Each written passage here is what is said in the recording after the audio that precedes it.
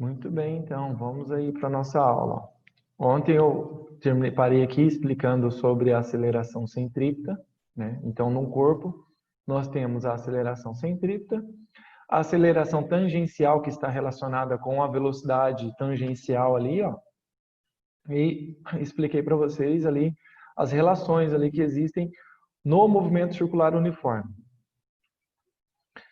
Então, para fechar esse capítulo, ele fala aqui sobre o rolamento.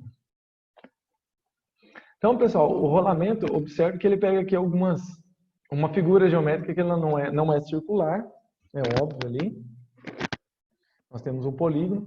E ele diz lá, né, ó, denominamos rolamento a situação em que um corpo se desloca sobre uma superfície sem que haja o escorregamento entre a superfície e as superfícies de contato ali. Então, a figura a seguir ilustra o rolamento de um pentágono irregular. Em cada trecho do rolamento, um de seus vértices é o centro de rotação. Então, quando nós temos uma figura aí, ó, fica melhor para representar nesse centro de rotação aqui. Nós temos os polígonos aqui, nós temos os seus vértices. Por exemplo, triângulo, está ali, ó, são 3 vértices. Então ele diz lá, né, a figura seguinte ilustra alguns polígonos regulares rolando, sem encostar sobre uma superfície plana. Então observe que os vértices dele, quando entram em contato com o solo, se tornam um centro de rotação. O que eu quero mostrar para vocês é isso daqui, ó. Cada vértice vai ser o centro de rotação. É ele que vai estar fazendo o giro aqui para fazer a rotação dessas figuras. Então, o vértice se torna o centro de rotação para permitir o giro dessas figuras aqui, desses polígonos aqui irregulares. Bom, essa é a ideia aqui. Então, cada vértice se torna o centro de rotação. Pode ver aqui, ó, que quanto mais lados tem, melhor vai ser o rolamento, né? Então, a figura perfeita aqui para o rolamento é um círculo. E aqui nós temos aqui que quanto mais lados tem, quando tende a infinita quantidade de lados de um polígono, nós temos um círculo. E é aqui que ele está querendo mostrar isso, ó. Ele fala assim, quanto mais lados tem, ó, quanto mais lados tem um polígono, mais próximo de um círculo nós chegaremos. Então ele fala assim, ó, vamos agora analisar o rolamento de um círculo, então. Então, quando uma bicicleta desce uma ladeira, sem escorregar, suas rodas estão rolando ladeira abaixo. Todos os pontos de cada uma das rodas ali, dessa bicicleta, giram em torno de respectivos eixos, né, dos seus respectivos eixos. Contudo, enquanto os vários pontos da roda giram em torno do seu eixo, esse eixo se desloca em relação ao chão. É isso que ele está querendo mostrar aqui, é o que nós vamos analisar nas figuras. Aí ele fala assim, ó, para um observador fixo no solo, vamos identificar cada uma das velocidades integrantes na equação do movimento relativo. Então vai existir a velocidade relativa, a velocidade de arrastamento e a velocidade total novamente, aquilo que nós vimos lá no início do capítulo. Então ele fala assim, a velocidade relativa para esse movimento de rolamento aqui é a velocidade dos pontos da roda em relação ao eixo. Então, você vai ter lá o eixo e vai ter a roda. Então, roda quase perfeita ali, né? Mas a ideia é isso daqui, ó. Nós temos o eixo e a roda.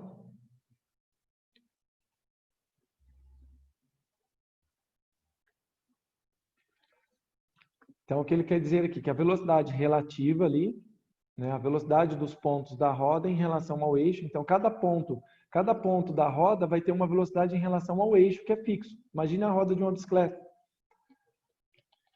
Aí depois lá, a velocidade de arrastamento é a velocidade do eixo e da roda em relação ao solo. Então, essa roda está sobre o solo e ele está com uma velocidade aqui, ó.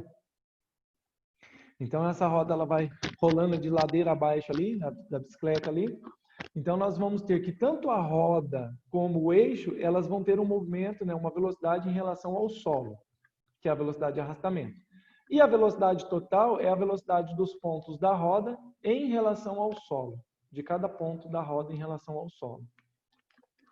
Então, vamos entender isso aí um pouco melhor. Então, ele diz ali, ó. Em relação... Deixa eu pegar aqui. Esses vetores variam de acordo com o ponto da roda que estejamos ali considerando, né? Então, imagine uma roda aí, a gente marca um ponto nela, e aí nós começamos a analisar esses vetores em relação a esse ponto. Então, ele fala assim, é um ponto da periferia, né? Um ponto da extremidade ali da roda, que tem um contato com o chão. Ele fala assim, ele tem uma velocidade v. Aí ele vai dizer lá, o eixo, por sua vez, tem translação em relação ao solo e sua velocidade de translação em relação ao solo também tem uma velocidade v. No exercício vai ficar um pouco mais claro isso. Aí ele fala assim, em outras palavras, acho que aqui vai ficar mais fácil para vocês entenderem. Ó. Em outras palavras, se um automóvel se desloca a 80 km por hora em relação à estrada, os eixos das rodas estão se deslocando a 80 km por hora em relação ao solo também. Então, é relativo ao solo. Se o carro se movimenta a 80 km por hora, os eixos também estarão se movimentando a 80 km por hora. Certo, Natália? Para de ficar conversando aí, ó. Tá digitando ali, ó. Conversando com alguém. Ai, ai, ai. Não, bro, calma aí. É que estou fazendo um negócio aqui. Tá bom, confio em você. Em cada ponto periférico da roda se desloca com... Cada ponto periférico da roda em relação ao solo se desloca também a 80 km por hora em sua rotação de relação ao eixo. Vamos ver isso nas figuras aqui, ó. Então, ele marca um ponto sobre ali a extremidade da roda, né, no pneu ali do carro. E aí ele está querendo dizer o seguinte, ó, que vamos ter uma velocidade, que vai ser a velocidade de giro desta roda, uma velocidade de giro. E aqui ele chama, ó, velocidades em relação ao eixo O, é a velocidade relativa. Nós vamos ter a velocidade de arrastamento, que é a velocidade com que o eixo se desloca em relação ao solo, é a mesma velocidade do carro. E se nós fizermos uma superposição dos eixos, observe que aqui é o azulzinho, tá? Deixa eu pegar aqui.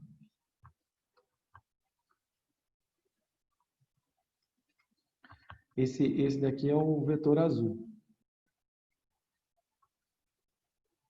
Então, ele só vai fazer uma translação dele aqui no espaço. Aqui ele vai falar assim, ó, se a gente pegar esses dois aqui, se somar esses dois movimentos aqui, esses dois vetores, né, em relação à velocidade relativa e a velocidade de arrastamento, nós vamos ter essa segunda situação aqui, à frente. Ó. Então, sempre colocando o vetor, né, o vetor de arrastamento, ele sempre está no sentido de movimento do carro. Observem lá, ó, quando está subindo, vai ser perpendicular ali, ó, as duas velocidades estão perpendiculares, e quando está descendo aqui também, as duas velocidades perpendiculares. E esse ângulo vai variando aqui no percurso de rolamento do pneu. Quando está aqui no ponto mais baixo, os vetores estão contrários um ao outro, quando está lá em cima, no ponto mais alto, os dois vetores caminham junto ali, na mesma direção.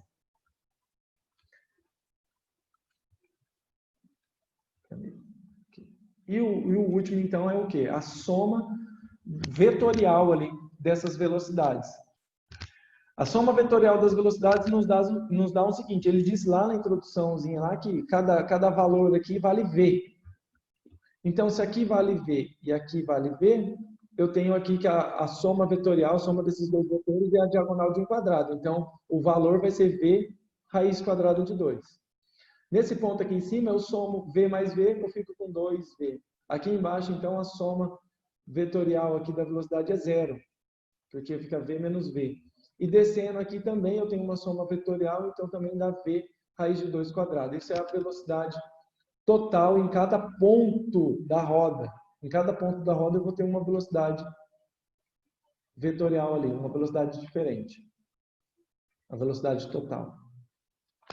Muito bem, ele fala assim, ó, observe que em relação ao solo, o ponto A deve ter a mesma velocidade que o solo. Então, observe que em relação ao solo, o ponto A, deixa eu botar aqui, ó, o ponto A, nesse último desenho aqui do pneu, ó, o ponto A terá a mesma velocidade do solo. É lógico que tem que ter a mesma velocidade do solo, porque em cada ponto que o pneu toca o solo com uma velocidade ali, ela tem que ser igual ali, porque tem que entrar em equilíbrio ali o movimento. Pois não há, por hipótese, algum escorregamento, né? Se tivesse escorregamento, aí seriam diferentes, mas como não há escorregamento, os dois vetores são iguais. Aí ele fala, a velocidade do solo em relação ao próprio solo, né? É nula, sempre. Assim, a composição das velocidades no ponto A deve ser tal que a velocidade desse ponto resultante, né, nula ali, em relação à rodovia. Portanto, ele diz lá que o módulo da velocidade de arrastamento é igual ao módulo da velocidade relativa, e isso vai ficar igual à velocidade que está se movimentando ali o veículo. Isso justifica formalmente o fato da velocidade de arrastamento ser em módulo igual à velocidade de um ponto da periferia em relação ao seu eixo. Então, quando não há escorregamento... Ô, João, tá fazendo alongamento aí, João? Você ficou com o corpinho até melhor agora, hein, João? Isso, que lindo que estão desenhando aqui no meu... Ótimo.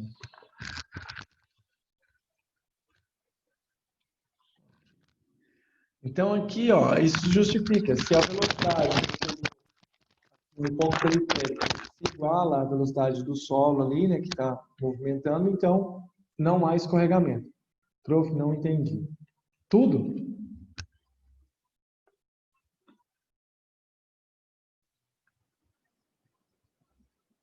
Quero deixar ela digitar ali para mim, pessoal. Perguntaram e falaram que não entenderam.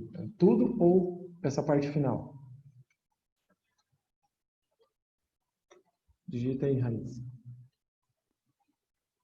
Raíssa Leite, cadê ela? Ah, tá. Não, só a última parte.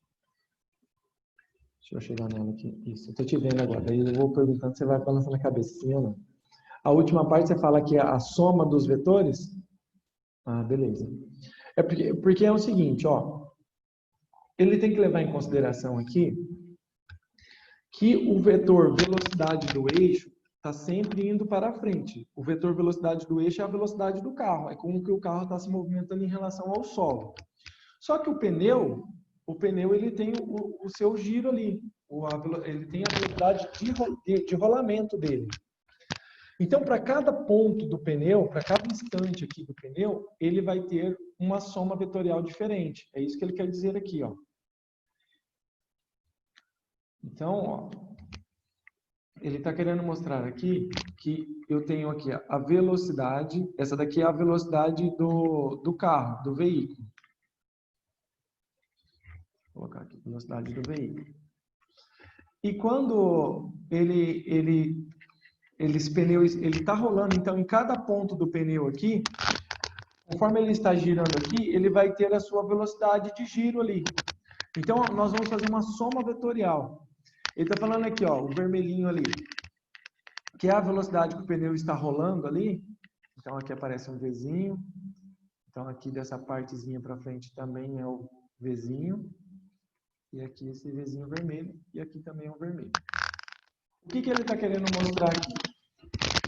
Que se não há escorregamento, se o pneu não está patinando sobre a superfície, significa então que essas duas velocidades têm que ser iguais. É isso que ele quer mostrar aqui. Esta é a intenção. Ele mostra assim, se eu não tenho escorregamento, a velocidade total aqui, que é a soma da velocidade de arrastamento com a velocidade relativa, ela vai ser igual a zero. É isso que ele quis provar aqui, quando não há escorregamento. Então, ele não deu o valor da velocidade, mas imagine que o carro está se movimentando a, sei lá, 40 km por hora. Então, essa velocidade a velocidade de arrastamento é 40 km por hora, e a velocidade tangencialzinha ali que o pneu está girando naquele ponto ali de contato ali, essa velocidade também é de 40 km por hora. Então ele está querendo mostrar que as duas velocidades são iguais. É isso que ele mostra aqui nesse exercício, tá bom? A ideia é mostrar que a velocidade no movimento de um veículo, tanto a velocidade do veículo quanto a velocidade com que o pneu está girando ali, né, fazendo o rolamento, essas duas velocidades são iguais. É isso que ele quer mostrar, tá bom? Mas se não entendeu, depois você pergunta de novo, eu tento mostrar em outro exercício.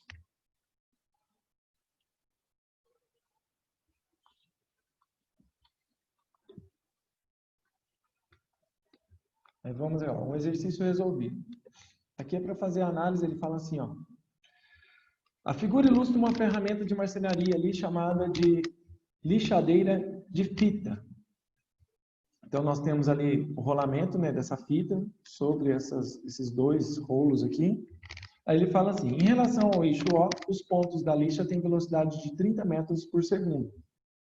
Ao tentar lixar uma tábua plana, um artesão deixa escapar a lixadeira, que passa a se mover ali sobre a tábua sem escorregar, tá? Isso é importante, sem escorregar. Aí ele pergunta lá, né? Ele fala assim, responda as questões ali propostas. Ele fala assim, após escapar da mão do artesão, a lixadeira estará lixando? Depois, qual é a velocidade dos pontos da fita que estão em contato com a madeira ali em relação à tábua?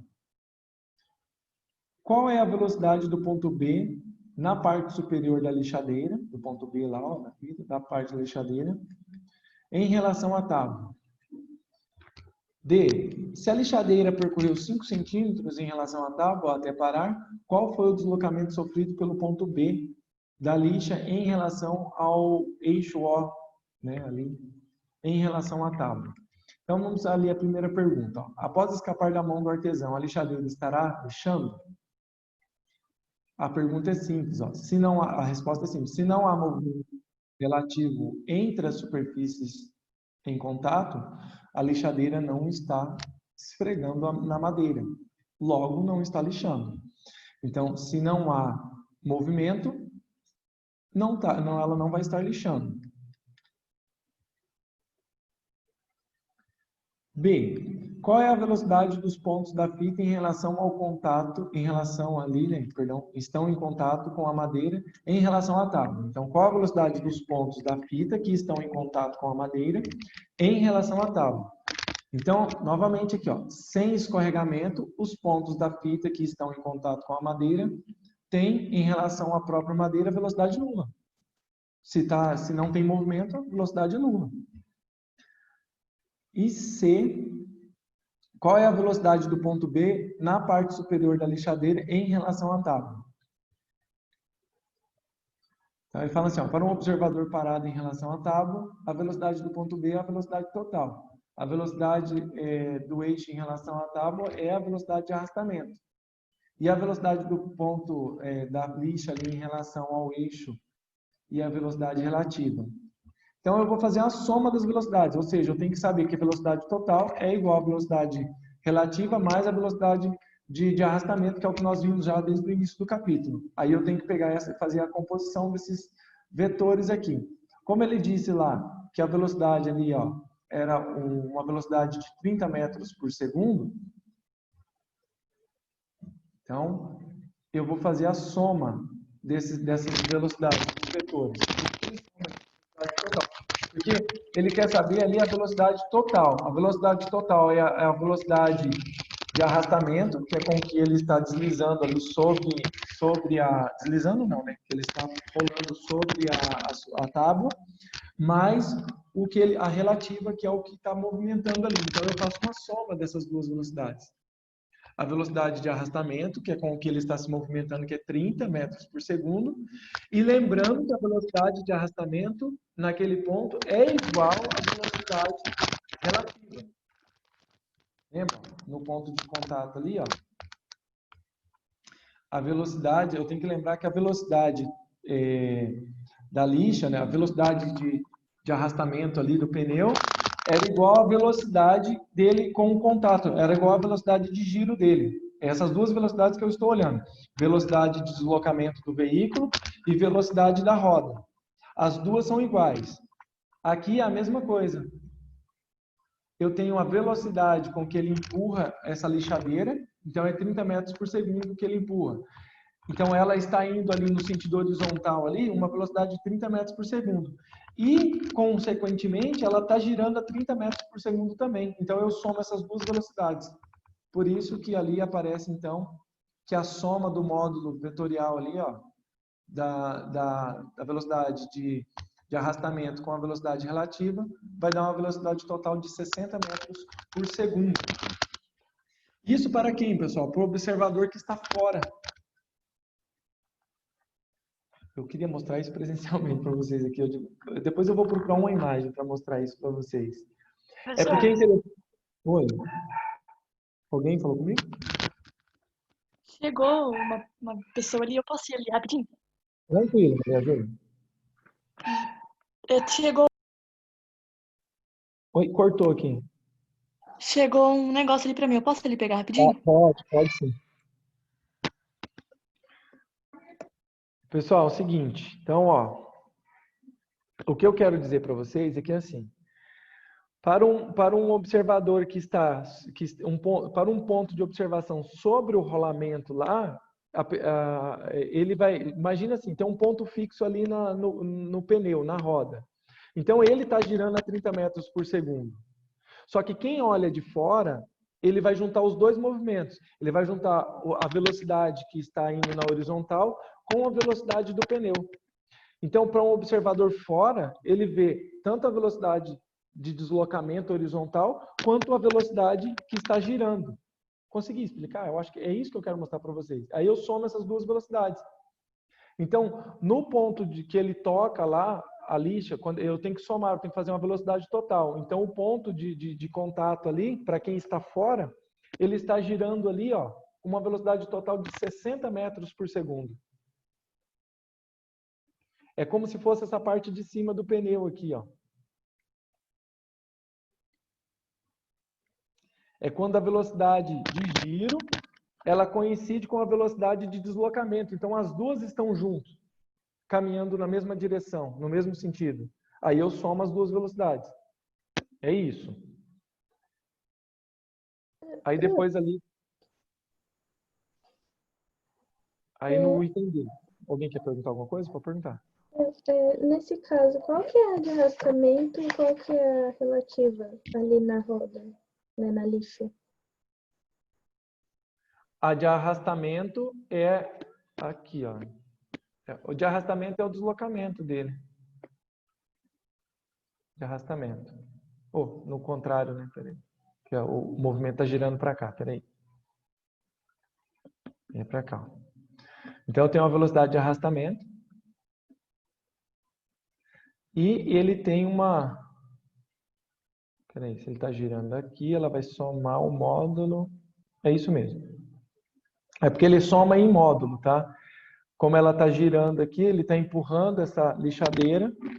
Então, ela vai ter essa velocidade aqui. E, no caso, é nesse ponto aqui em cima. Ó. Nesse ponto aqui em cima, eu vou somar com a velocidade que ela também está girando aqui. Ó. Então, eu somo a velocidade dela aqui, que é a velocidade relativa, com a velocidade de arrastamento. Eu somo essas duas aqui. Entendeu? Sim? Não? Deixa eu ver aqui. Deixa eu procurar onde você está. Ah, fez que sim. Ok. O João também entendeu. Tá? Beleza.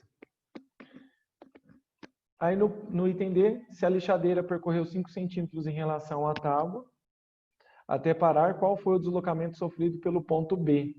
O ponto B é um ponto de uma linha, né? Que, na verdade, o ponto B está sobre a lixa. A lixa está girando aqui. Então, ele quer saber qual foi o deslocamento dessa lixa ali, desse ponto sobre a lixa. Tá? Aqui ele tem um desenho novamente. Aqui fica fácil de ilustrar. Então, ele fala assim, ó. Em relação ao eixo, deslocamento do ponto B também é 5 centímetros. Em relação ao eixo, ele vai se deslocar 5 centímetros também. Só que em relação à tábua, podemos escrever a soma dos deslocamentos, porque ele tem um deslocamento relativo aos eixos e tem um deslocamento relativo à tábua. Que quando eu somo, eu vou ter ali a composição vetorial que vai dar um deslocamento. Eu vou levar em consideração a velocidade dele, que é 60 metros por segundo. Então, o deslocamento dele vai dobrar ali, ó. Tá? Então, Na lixa, ele percorreu 5, mas em relação à tábua, ele percorreu mais 5. Então, ele fala assim, a figura ilustra a composição do ponto B, vistas por um observador parado em relação à tábua, com um destaque ali também para um ponto A, que ele coloca ali na lixa, que está em contato com a madeira. A marca vermelha da tábua serve para destacar ali a posição inicial de cada um dos pontos A, B e C. Então, ele coloca lá como se tivesse um ponto B, o ponto A aqui e, finalmente, aqui eu tenho o deslocamento. Ó. Então, ele se desloca 5, mas como eu tenho um movimento relativo em relação à tábua também, eu tenho que somar o deslocamento. Então, é o que vai ficar aqui, tá ok? Então, 5, ponto B, ó, 5 mais 5, aí na figura de baixo que ele mostra. 5 mais 5 porque ele tem um movimento de 5 centímetros relativo à peça aqui, né, a ferramenta, e depois mais 5 centímetros em relação à tábua. Então, por isso que ele dobra. Depende tudo do ponto referencial, né? Porque você fala, qual é o deslocamento em relação aos eixos? Em relação aos eixos é 5 centímetros. Qual é o deslocamento em relação à tábua? Em relação à tábua é 10 centímetros. Nossa, a aula já voou, cara. Já está acabando. Aí ele fala assim, ó, centro instantâneo de rotação. Então, aqui eu só vou ler aqui rapidinho aqui para falar sobre isso aqui. E a gente fecha o capítulo. Ele fala assim, ó, todos os pontos de um corpo rígido têm a mesma velocidade angular em relação ao eixo de rotação. Vamos lembrar também aqui, né, que as intensidades das velocidades lineares dependem das distâncias ali do ponto em relação ao eixo de rotação. Pois velocidade linear, esta é a relação que nós vimos ontem, ó. Velocidade linear, ela é sempre igual à velocidade angular vezes o raio. Então, ele fala, né, o raio, esse R é a distância do ponto central ali até o ponto de contato, que mostra aqui nos esquemas a seguir. Tá, ele fala assim, ó, a figura ilustra um sólido qualquer girando em torno de um ponto O ali para um determinado observador. Aí ele fala assim, o centro de rotação é o ponto que está fixo em relação ao observador. Então, portanto, ele tem uma velocidade nula. O ponto central é sempre aquele que tem velocidade nula. Tudo gira em torno dele. Então, é isso daqui que ele está dizendo. Se você pegasse alguma coisa aí, qualquer figura geométrica e recortasse ela aí firme e colocasse um arame, alguma coisa, furasse ela, em qualquer ponto dela, e você começasse a girar, aquele ponto que está preso, né? Quem nunca fez isso, né, João? Pegar um livro lá, colocar no caderno aqui assim e fazer girar, né? Então, esse ponto que você deixa fixo, esse vai ser o seu eixo de rotação. E aí, é claro que se tiver em equilíbrio, beleza, todas as partes são iguais, mas eu poderia colocar na ponta aqui do livro, colocar aqui, deixar fixo aqui e fazer esse livro girar em torno desse eixo. Então, aqui seria o centro de rotação, mas eu também poderia trazer para o centro do livro e ficar o centro de rotação. É igual está ali naquela figura. Então, aqui ele está mostrando que eu tenho um eixo, um centro de rotação aqui, eu mantenho fixo isso daqui, e aí eu giro essa imagem. É isso que ele está destacando aqui. Ele mostra lá, peraí. Aí ele fala assim, em algumas situações o centro instantâneo de rotação pode estar fora do corpo. Então, em algumas situações pode acontecer isso. Você tem algo girando e o centro de rotação dele não está dentro do corpo ali que está girando, mas sim fora. Então, nesse caso, ele é um ponto que se comporta como se o corpo estivesse rigidamente ligado a ele, em torno dele ali, né, girando. Como exemplo ali da figura. Então, você pode imaginar ali o quê? Vamos pensar aqui.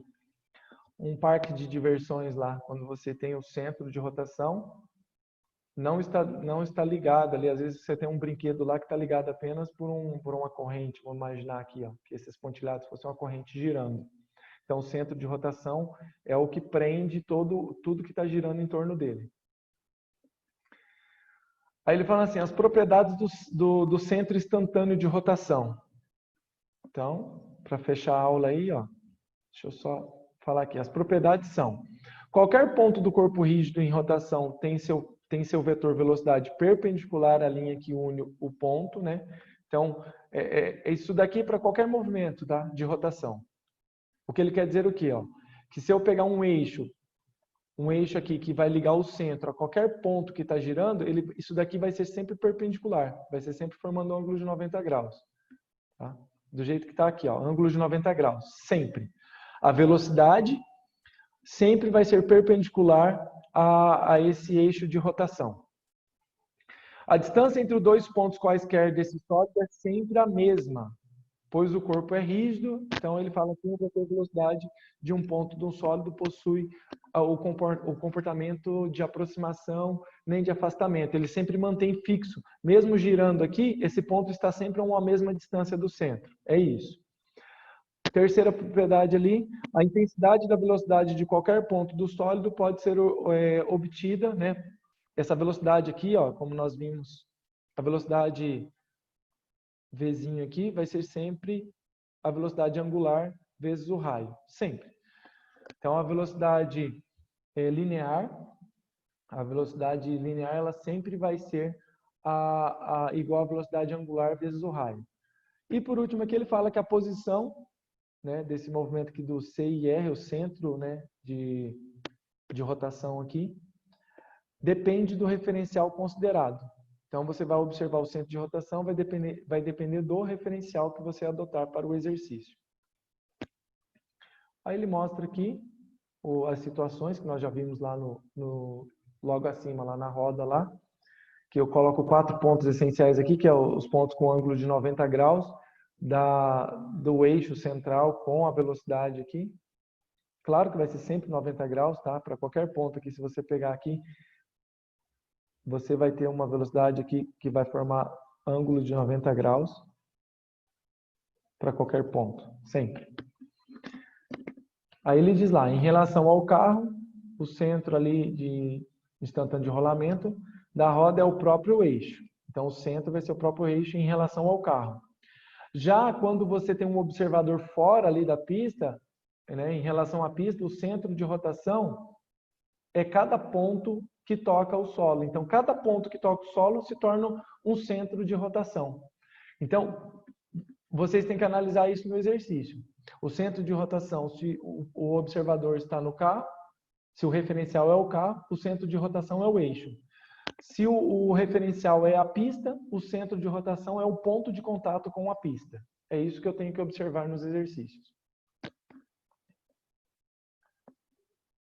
Aí aqui, já vou finalizar minha aula, eu quero que vocês façam exercício, depois eu posso comentar na próxima aula, mas aqui estão as formulazinhas que ele pede para utilizar. Ele fala, ó, de acordo com a figura, observamos as seguintes relações em relação ao referencial fixo no solo. Então, ele fala ali sobre o rolamento da pista e fala sobre as velocidades. Aí, eu vou deixar vocês fazerem os exercícios, minha aula já se alongou um pouco aí. Eu vou dar como tarefa isso daqui. Na próxima aula eu volto comentando sobre aquele finalzinho ali e começo o próximo capítulo já. A tarefinha de vocês é fazer... Deixa eu ver quantos exercícios tem. Nossa, tudo isso. Ah, não é muito não. Peraí. É só 23 exercícios. Eu vou pedir esses daqui para vocês entregarem. Os 23 exercícios do aplicando o conhecimento. Eu vou colocar lá no AVA depois, tá? Esse daqui vale nota também. Aplicando o conhecimento para entregar quarta-feira que vem. Então, aplicando conhecimentos, 23 exercícios. Combinado? Então, encerramos aí mais uma semana de aula. Que bom poder estar com vocês. Ai, professor, Sim. a provinha lá vai ser hoje? Isso, às 14 horas. Tá. Você, a Júlia, vai fazer a P5 que vocês perderam e a Maria Júlia vai fazer a outra prova que ela perdeu. Ah, tá. Tá. Okay? E eu preciso fechar as notas hoje. Então, por isso que eu preciso dessas provas. Sobre o que era P5? Ixi, peraí. Deixa eu abrir o livro aqui de novo agora. Faz pergunta difícil que eu preparei essa prova de vocês já faz 3 semanas. Peraí. Sério? Tá Já muito faz tempo. difícil, professor? Tudo é fácil na física. Não. De jeito nenhum. Vou pegar um Meu livro, Deus. compartilhar aqui com vocês.